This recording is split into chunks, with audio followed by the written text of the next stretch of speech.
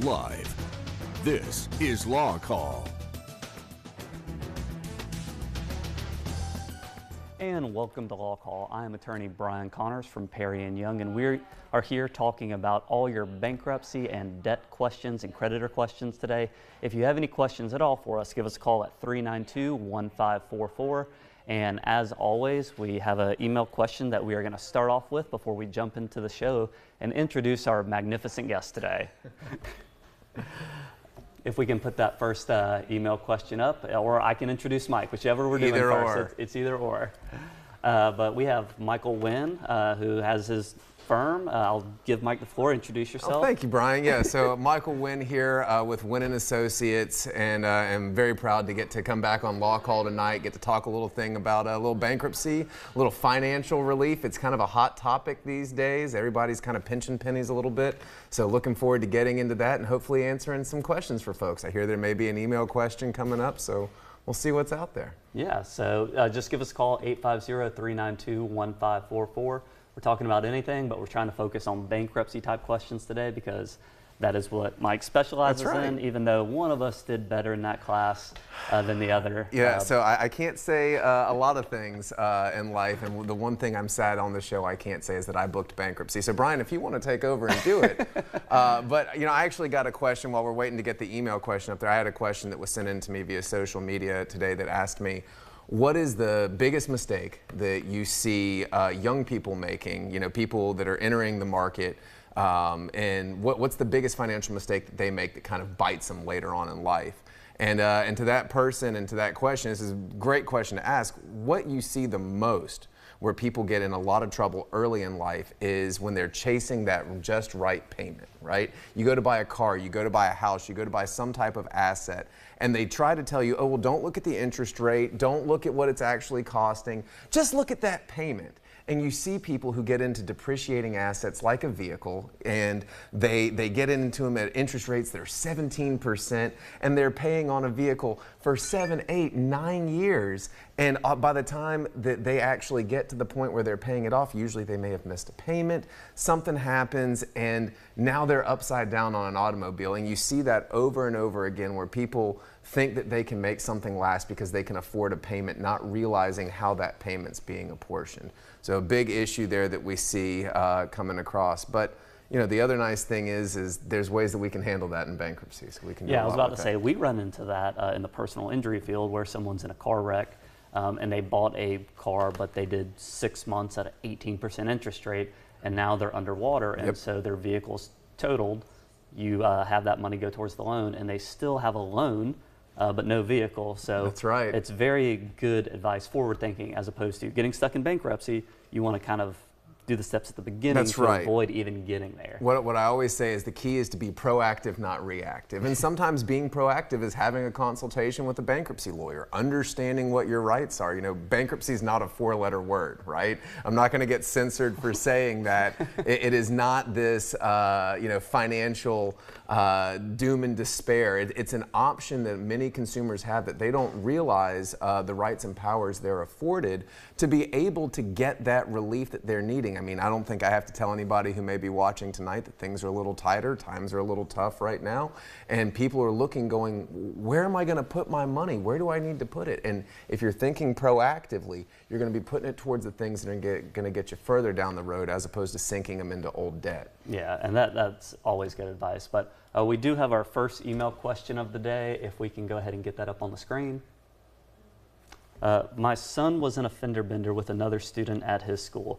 It wasn't much damage at all, a scratch on the bumper or something. So I'd like to just pay the kid's parents a couple $100 and be done with it instead of getting my insurance involved. Is that a good idea or not?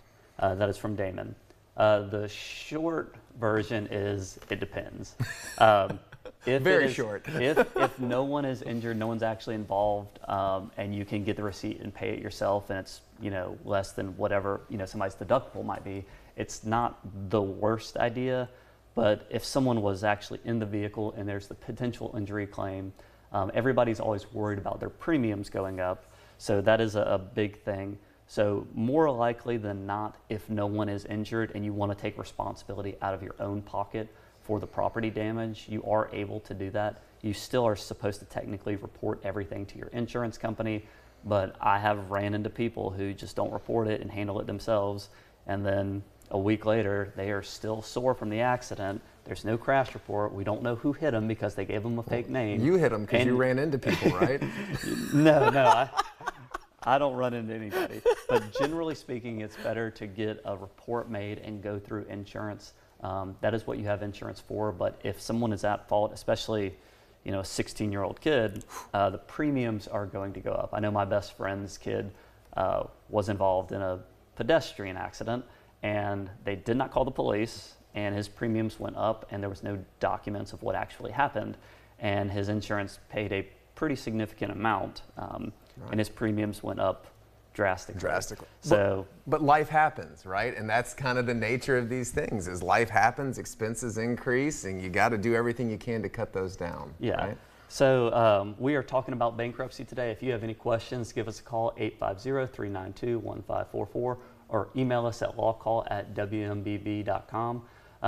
For those of you, or for our viewers who just don't know what bankruptcy is, right? Because I think everybody has a kind of superficial understanding. Got an idea. What is bankruptcy? Like, what's the elevator speech that you can give to describe people what happens? I was having this conversation with a friend at dinner this past week, and I said the best way I can describe bankruptcy is it's like cheat codes to the financial system. Okay, right? I don't like that description. You don't like ahead. that? No, it's a great description, because here's the thing: is just like the fender bender that causes insurance rates to go up, life happens unexpectedly. And unfortunately, we live in a world where, from a financial standpoint, there's not as much flexibility that allows people to get beyond life happening and go on with their life.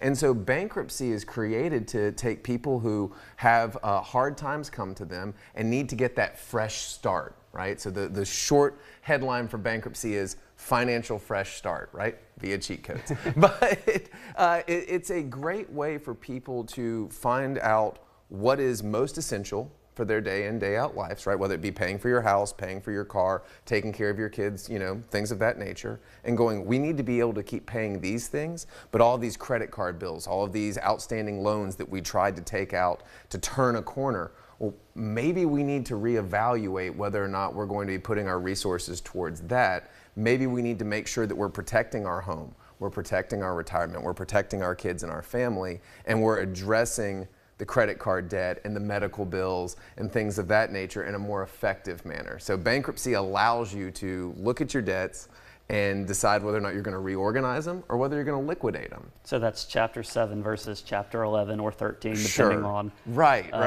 So what we're talking about. Yeah. So the bankruptcy booking master over here calling me out with the chapters. So yeah, there's 6.5 different types of chapters, and most people, when they think of bankruptcy, they think of Chapter 7, right? Yeah.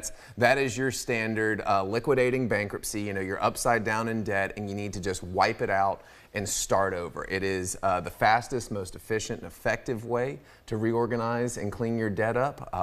Big pointers for people to know is your home is usually always protected so long as you're current on it. So I always tell people, make sure you pay your mortgage. If you have to decide between credit card bills or mortgage payments, that seems like an easy call. More often than not, people will default on their mortgage because they think their mortgage company will work with them more than credit card companies. It's one of the most common conversations I have is, no. Please pay your mortgage. Stop paying your credit card bills. Well, how does someone actually even qualify for Chapter 7? Because we've had it come up every now and then when we're dealing with an individual as opposed to insurance companies where they threaten, hey, we're just going to file for bankruptcy. And so who actually can qualify, or what prevents you from qualifying? So every bankruptcy is different, right? And so when I talk to clients, I always kind of tell them that I'm playing with a legal Rubik's Cube, because everything that goes on. Analogies today. That's right, man. I'm here for it. So everything that comes in, you have to evaluate, because it takes into consideration your assets, your income, your debt, etc. But the way that I describe it to clients is a four corners approach. What kind of debt do you have? What do you want to do with that debt? How much money are you making? And what type of assets are you trying to protect? And so to your very direct question of who can qualify for Chapter 7, I was actually looking at it the other day, and from an income standpoint, if you have a family of 4, and you as a family of 4 make less than $104,000 a year, you can keep your home, protect your cars, and liquidate your debt as a family of 4. Where does that number come from? It's what's known as the median income, right? So Congress sets a median threshold income based on the number of people in your household. But when I saw the other day that an average American family of 4 in the state of Florida, if your average income is less than $104,000, you qualify for Chapter 7 bankruptcy. And that's something I wouldn't even think of. Just that's why you talk to an attorney. Exactly. Now, I believe we have someone on the phone. I didn't hear it clearly, but if we have the caller in, I don't mind putting him through.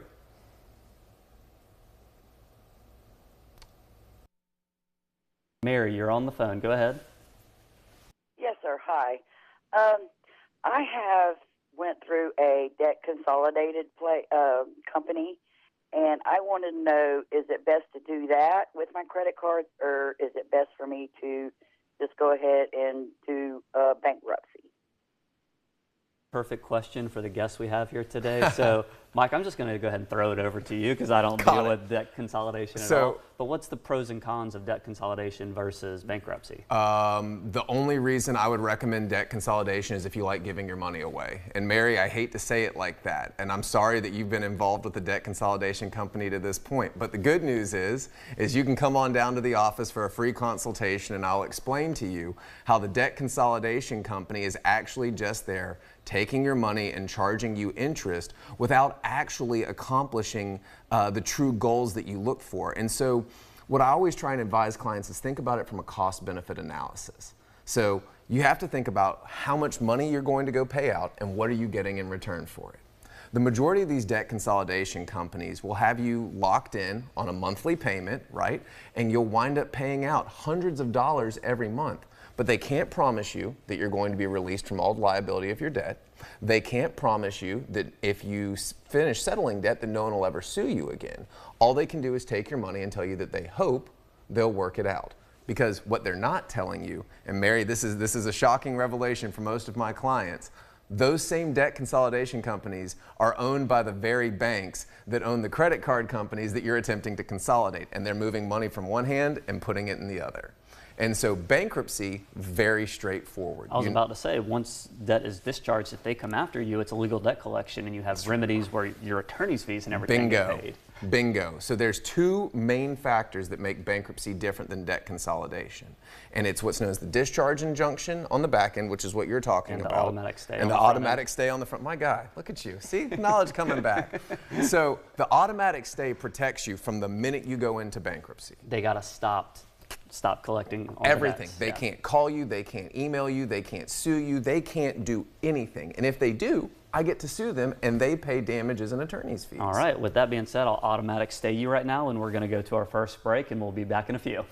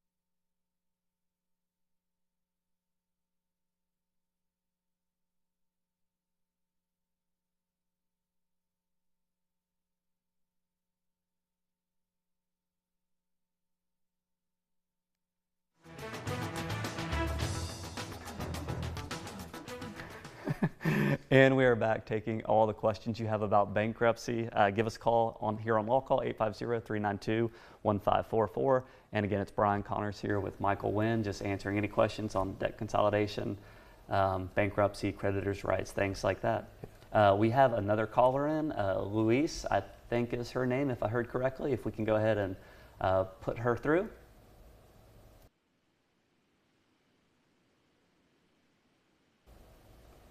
Louise, can you hear me? Yes, Louise, how are you? You're live with Brian and I. I'm fine. What's your question, Louise? Okay, we all know that Badcock it's went bankrupt. If you had an account with them, and now that they've gone bankrupt, can they still keep billing you? Well, that is another perfect question here for Mike Wynn. I think I know the answer, but I don't want to say anything too wrong. I'm guessing the trustee takes over their assets and tries to collect payments, but I'll let you answer that question. Yeah, so that's a great question. Great initial answer too. So Louise, thank you so much for sending that question our way. And the Badcock bankruptcy is one that's really unique as well. In that case, they are still trying to operate some of the stores, and those accounts that you have would constitute accounts receivable, which is property of the estate, which the trustee or the debtor in possession, depending on where that case is in the process, would have the obligation to collect. Now, here's the reality.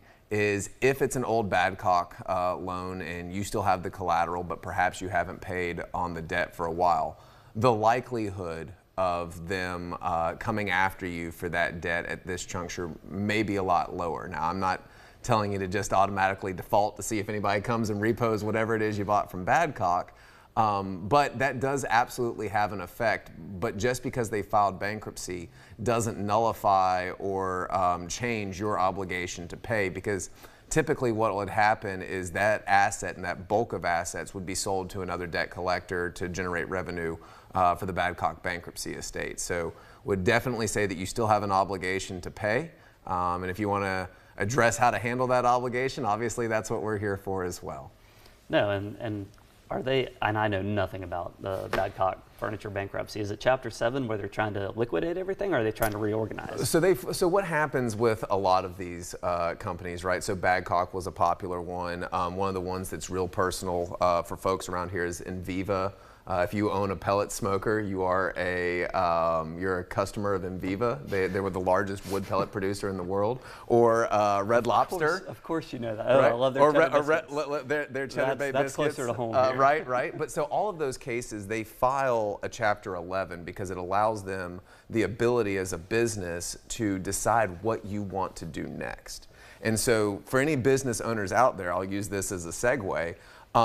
There's a lot of options that you have in bankruptcy that I would strongly suggest having a conversation with an attorney such as myself if you're dealing with cash flow issues, if you're dealing with some financial issues out there, because if you go into a reorganizational form of bankruptcy such as a Chapter 11, you have the ability to see what you can do when you're not having to make all of those monthly debt payments, right? You kind of get to hit the pause button for a minute and see what the business is able to do. And then some businesses liquidate. So Badcock is liquidating a lot of its stores. Red Lobster liquidating a lot of its stores. Enviva is actually coming out of bankruptcy and is going to reorganize. So don't worry, your pellet smokers are safe. I'm sure everybody was very concerned about they that. probably were, but the bottomless shrimp at Red Lobster, no more. I heard that's one of the reasons that actually affected them going into bankruptcy. People were eating too many shrimp at a discount. It's even better than that. So for all the folks at home, this is like your funny, weird story you got to hear from a bankruptcy lawyer tonight. One of the things that tanked Red Lobster is that they were part of a scheme to dump subpar shrimp from a Taiwanese shrimping company, and they did it through the endless shrimp promotion, where I think they lost, like, on average somewhere between $12.5 or $18 million a year, and they kept doing it because they were in too deep with this Taiwanese shrimping company that was running Red Lobster for the benefit of creating losses. There's your fun business fact for the night. Go try and repeat that to somebody else. Okay. Did not know that part. I'm learning something here on LawCall. Always adventurous and informative here on LawCall. You talked about being proactive earlier. When should, I mean, obviously if somebody's in financial distress, consult with the bankruptcy attorney to see what the options are. But what about businesses who are doing great right now? Yeah. When should they take steps to be proactive? Is that something you do, something you recommend somebody reach out to make sure they're protected, their assets are protected, and just know what their options are in the event something catastrophic happens?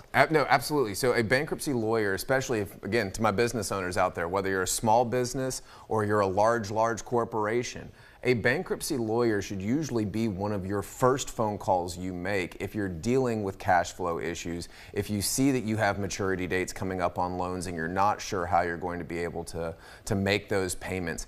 Call and talk to me first. My best clients are the ones that I actually don't have to file bankruptcy for, right? Because I'm able to help navigate those waters and say, hey, listen, let's do this. Let's move over here. And whatever you do, please don't go take out those types of what you think are loans. And this is where I'm going to pause and give a quick spiel. I knew you were about Listen, you softballed me up. I got you right in there. So whatever you do to the business owners or people out there who are dealing with cash flow problems, run away from MCA position lenders. These are the merchant cash advance lenders, and I'm using lenders.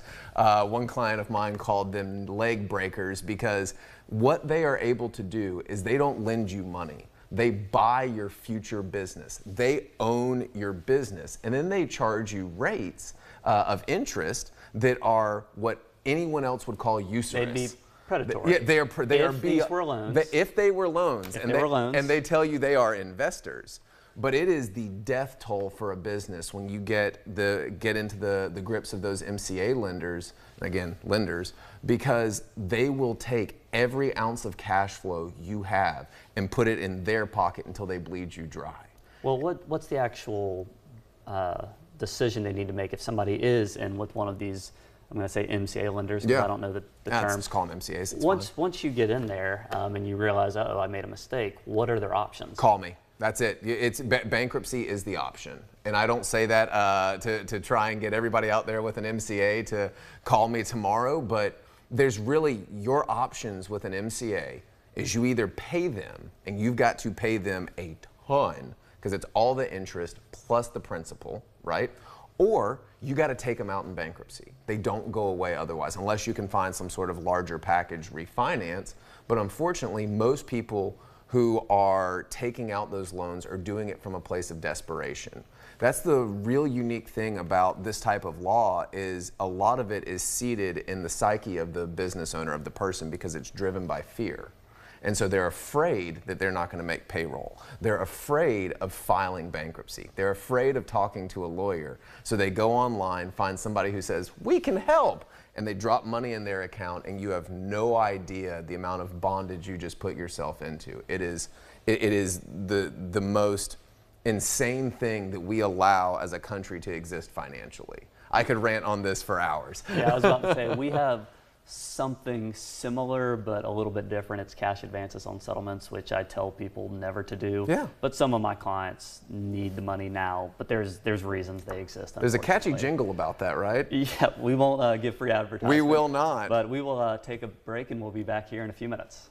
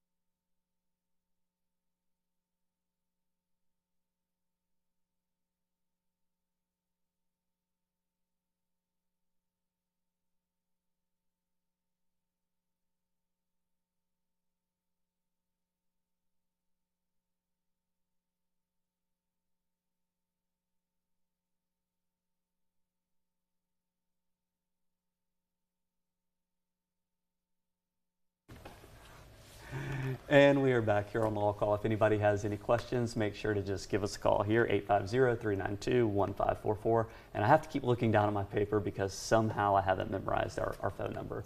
But we're here with Michael Wynn talking about bankruptcy.